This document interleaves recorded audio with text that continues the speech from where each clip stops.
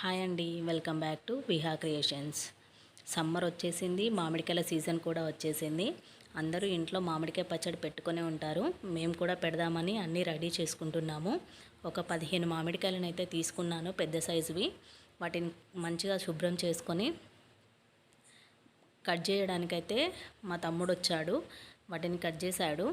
ఒక 6 కేజీస్ మామిడికాయ ముక్కలు అయితే అయ్యాయి. ఈ 6 కేజీస్కి 1.5 కేజీ సాల్ట్ అయితే పట్టింది.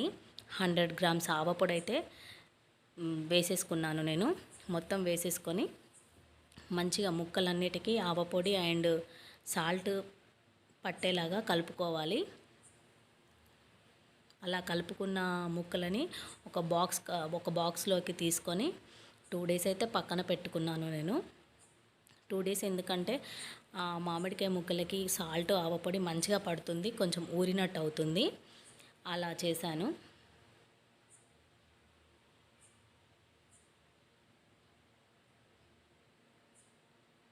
ఈ విధంగా మంచిగా కలుపుకోవాలండి, కింద నుంచి మంచిగా కలుపుకోవాలి.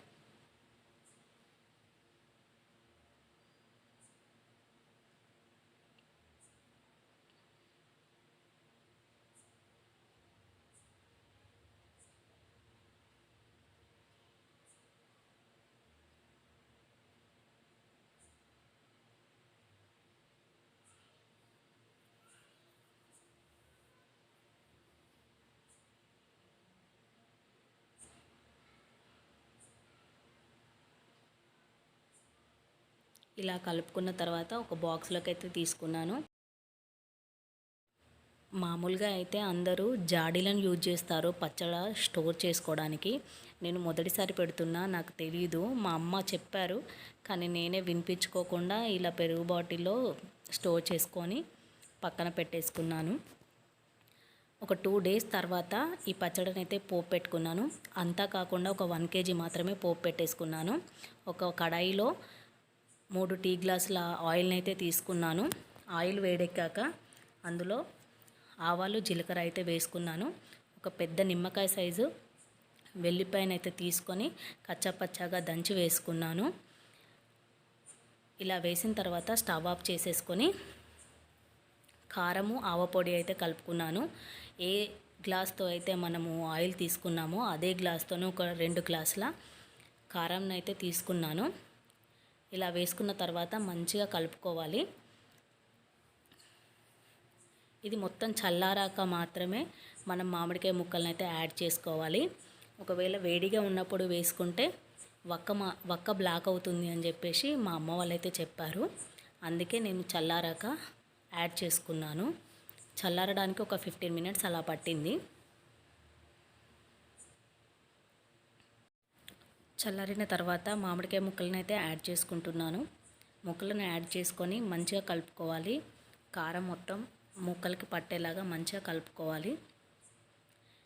ఇలా కలుపుకున్న మామిడికాయ ముక్కలని ఒక ఎయిర్ టైట్ కంటైనర్లో తీసుకొని పక్కన పెట్టేసుకోవాలి.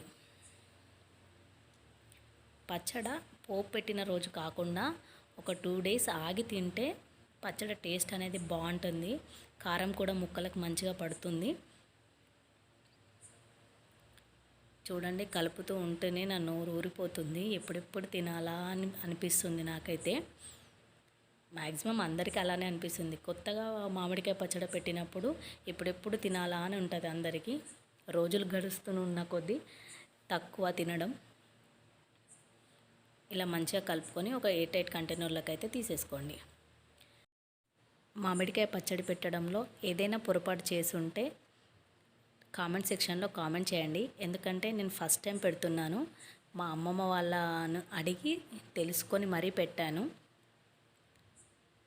ఈ వీడియో కనుక మీకు నచ్చినట్టయితే లైక్ చేయండి, షేర్ చేయండి. మరిన్ని మంచి వీడియోస్ కోసం మన ఛానల్ని సబ్స్క్రైబ్ చేసుకోండి.